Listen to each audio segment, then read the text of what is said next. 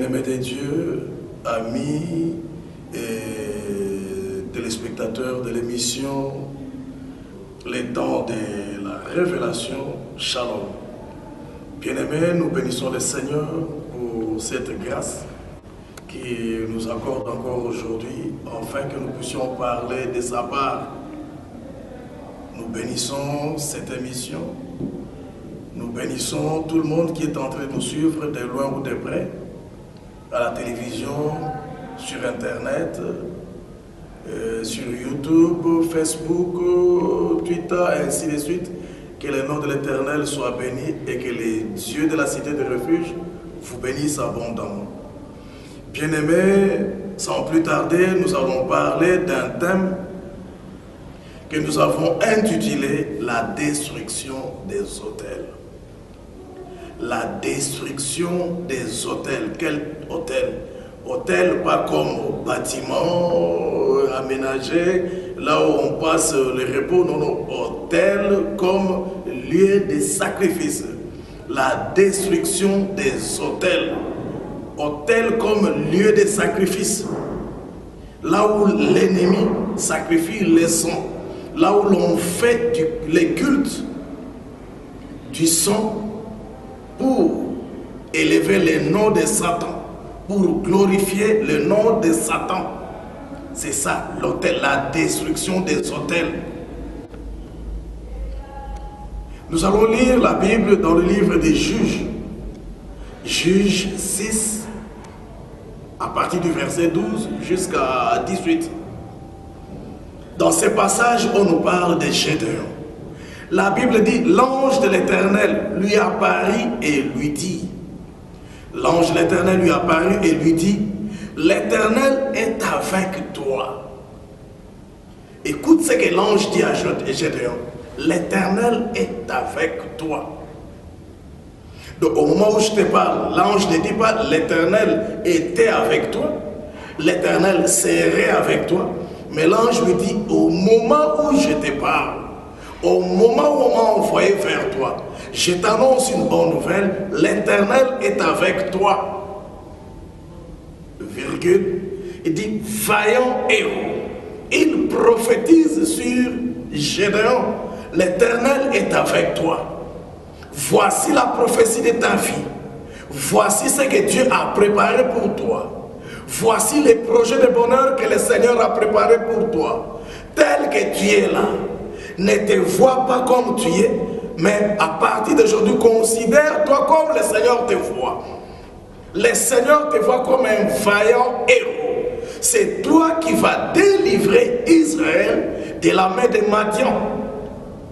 Mais lorsque Gédéon a entendu cette nouvelle, Gédéon a posé la question à l'ange, mais ce n'est pas possible.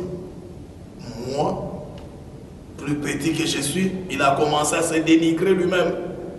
Regarde ma famille, je ne suis même pas fort, je suis le plus faible dans ma famille, je suis ceci, cela.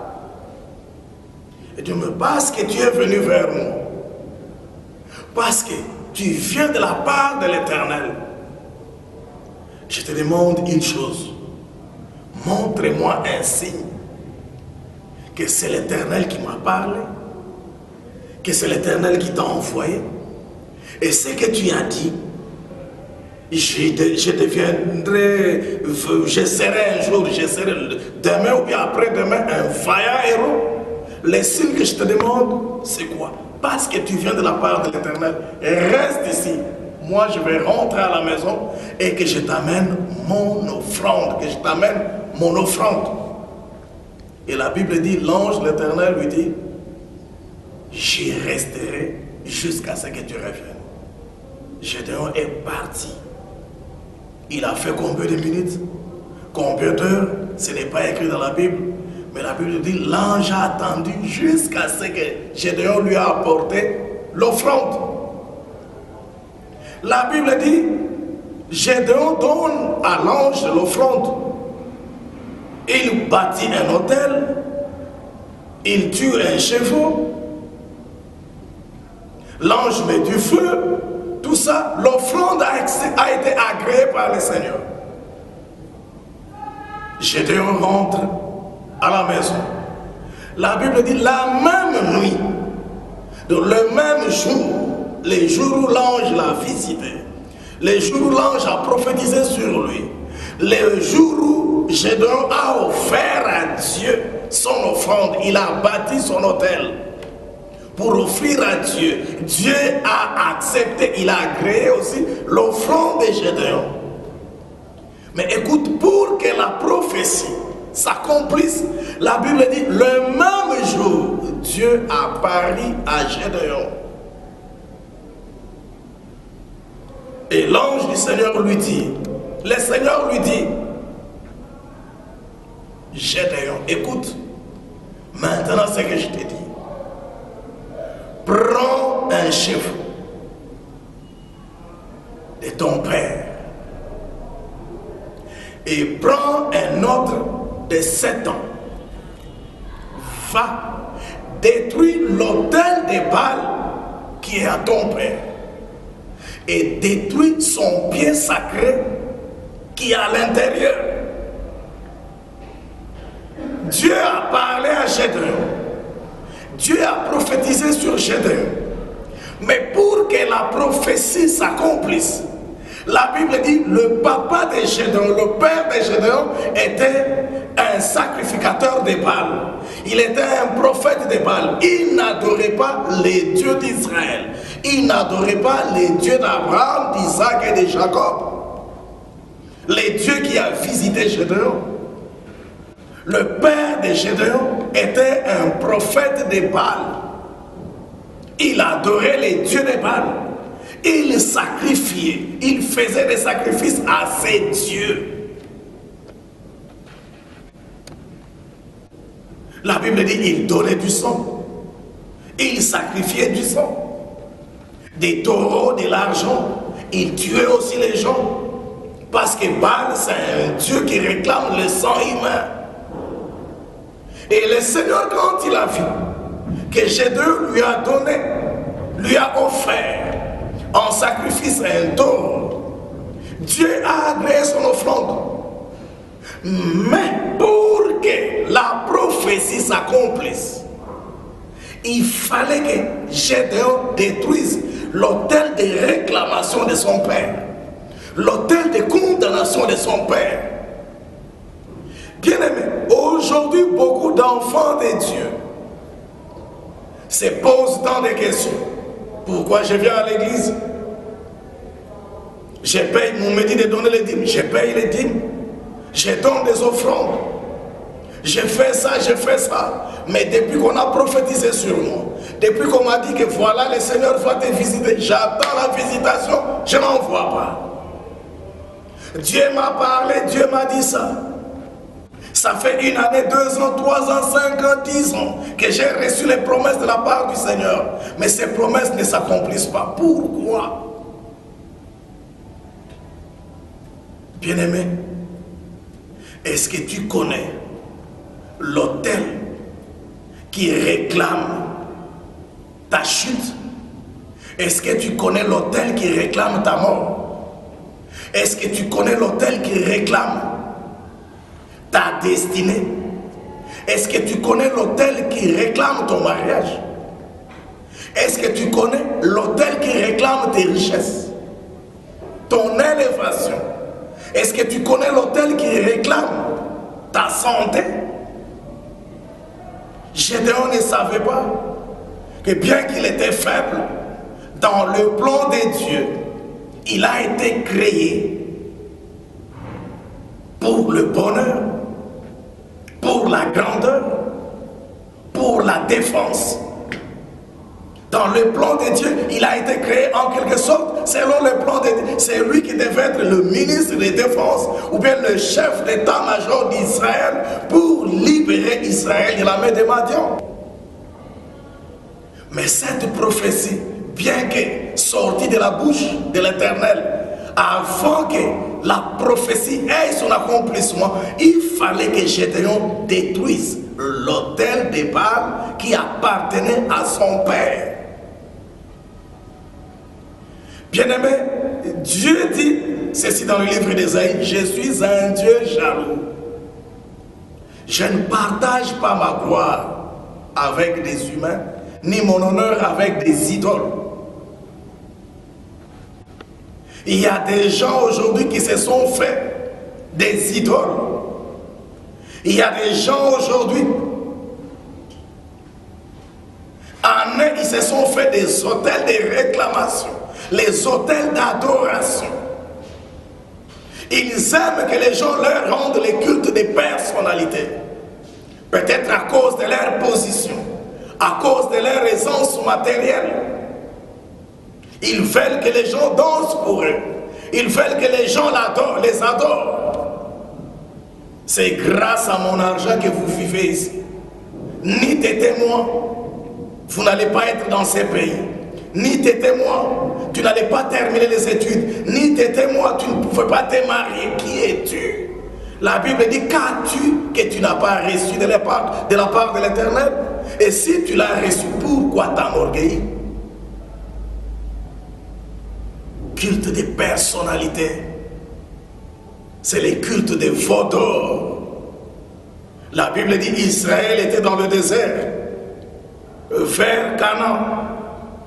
Dieu a appelé Moïse à la montagne pour lui donner les tablettes des 10 commandements. Moïse a passé 40 jours et 40 nuits en train de parler avec le Seigneur.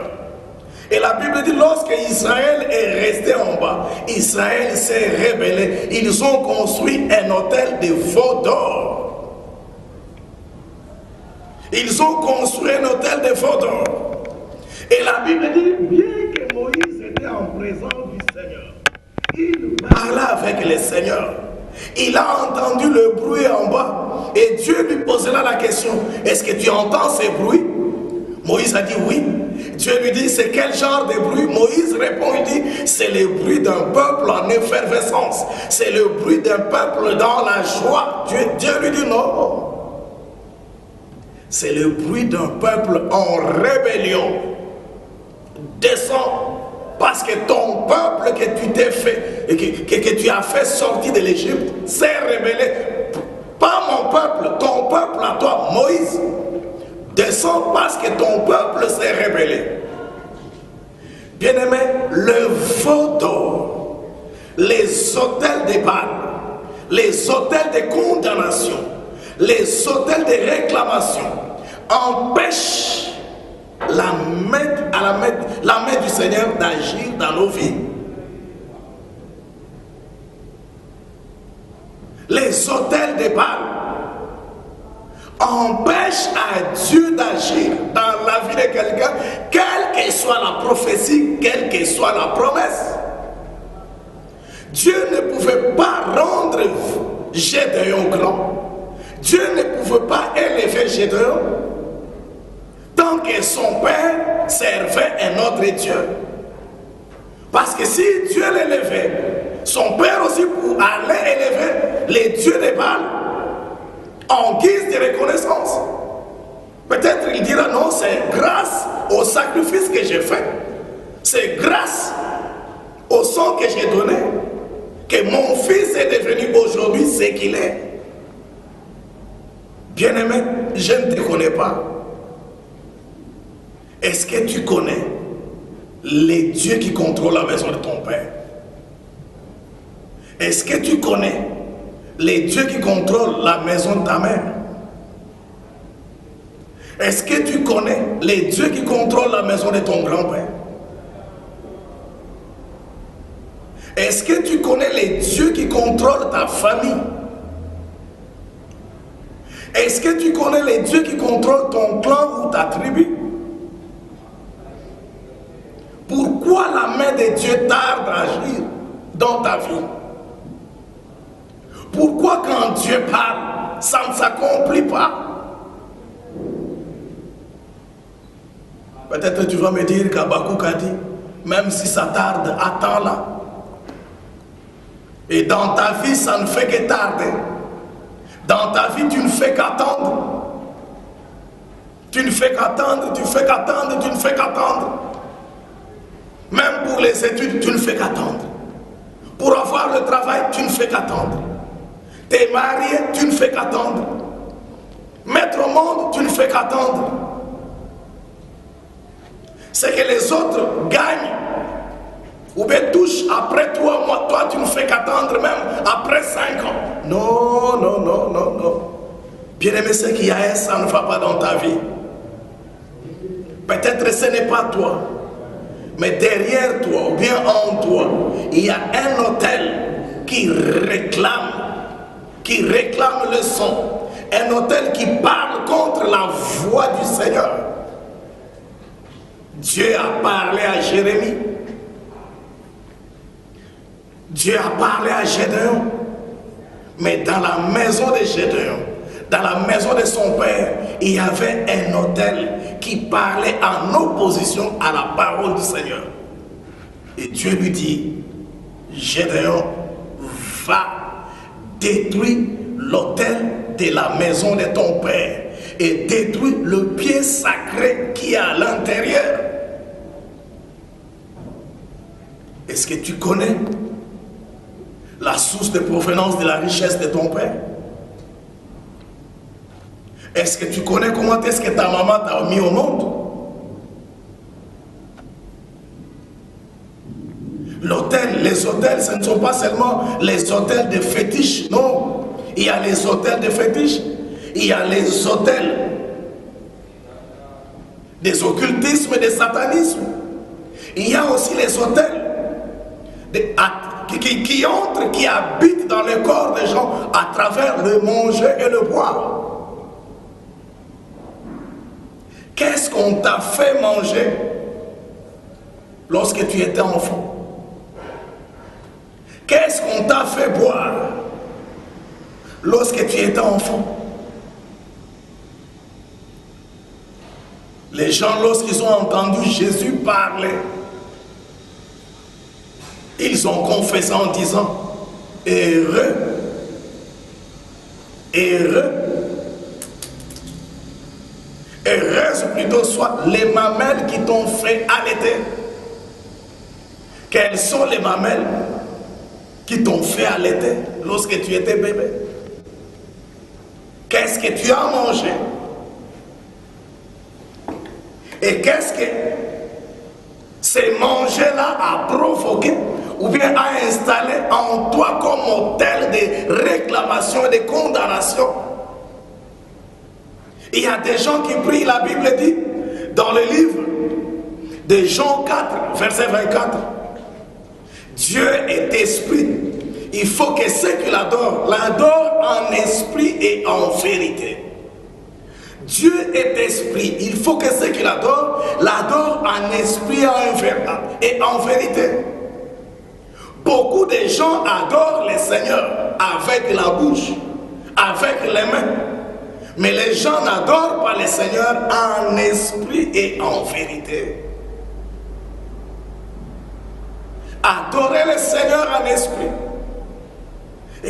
C'est-à-dire ton esprit doit être en contact. Ton esprit doit marcher, doit émettre sur la même longueur d'onde avec l'esprit du Seigneur, avec le Saint-Esprit.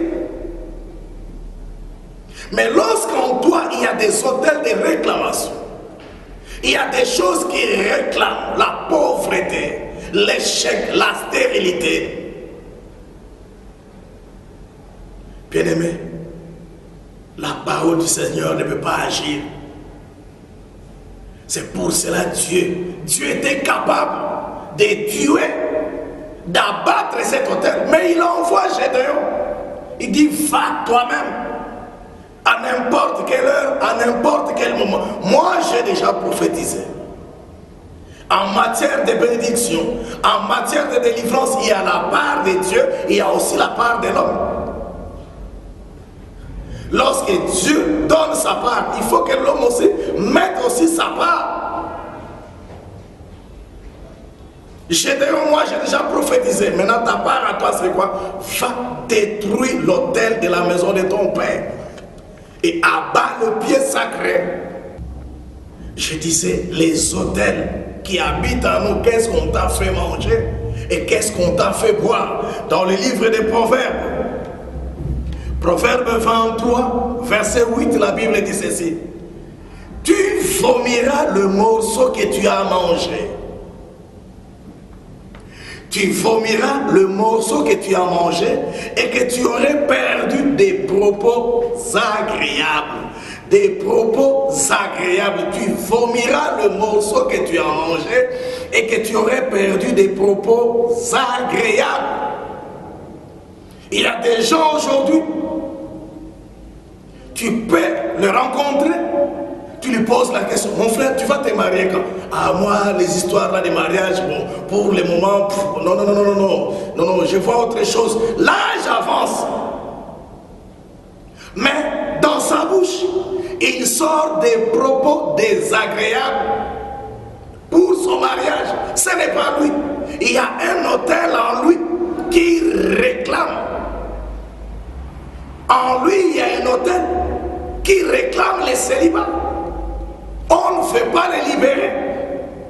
Et cet autel se manifeste à travers ses paroles, à travers ses confessions. Non, moi je ne veux pas travailler maintenant. Non, moi, non, le problème de travail là, je sais. Bon, non, ce n'est pas lui. En lui, il y a un autel qui réclame le chômage, la pauvreté.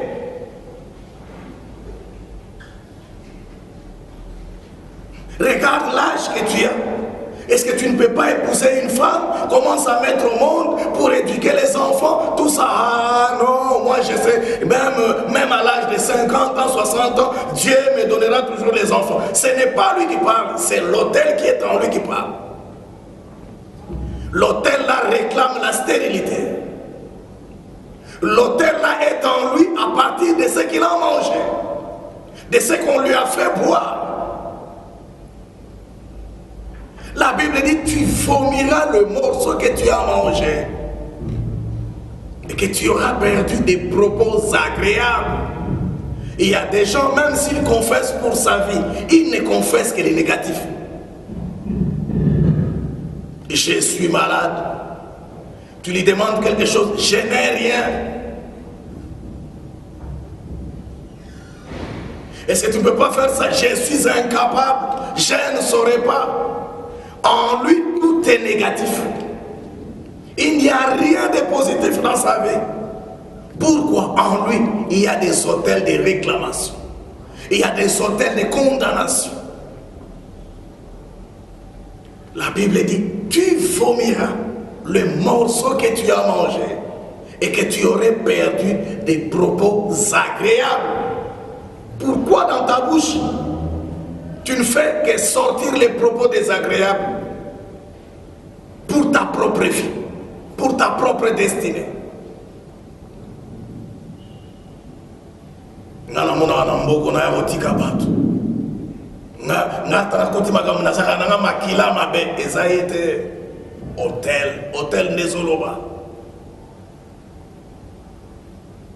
L'autel. Job a dit, en réalité, dans l'homme, c'est l'esprit. Job 32, verset 8. En réalité, dans l'homme, c'est l'esprit, le souffle du Tout-Puissant. Dieu ne parle pas avec le corps. Dieu parle avec l'esprit. Mais en toi, ton esprit est habité par quoi? Il y a des gens, ils prient, ils demandent à Dieu de l'élever, de le bénir. Mais dans le monde des ténèbres, il est déjà béni. Il y a des gens qui sont des princes dans le monde des ténèbres, des princesses dans le monde des ténèbres, des rois, des reines. Ton autel de réclamation, ton autel des ténèbres a des richesses. Ton autel des ténèbres est prospère.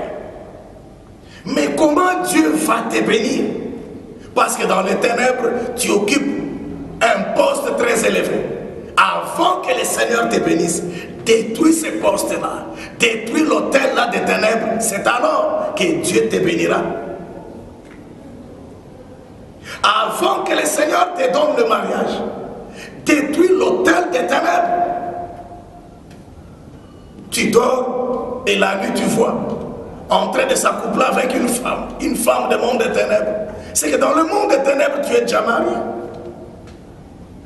Il y a un hôtel de réclamation en toi qui réclame le divorce le jour, qui réclame le célibat le jour, mais la nuit, c'est le mariage.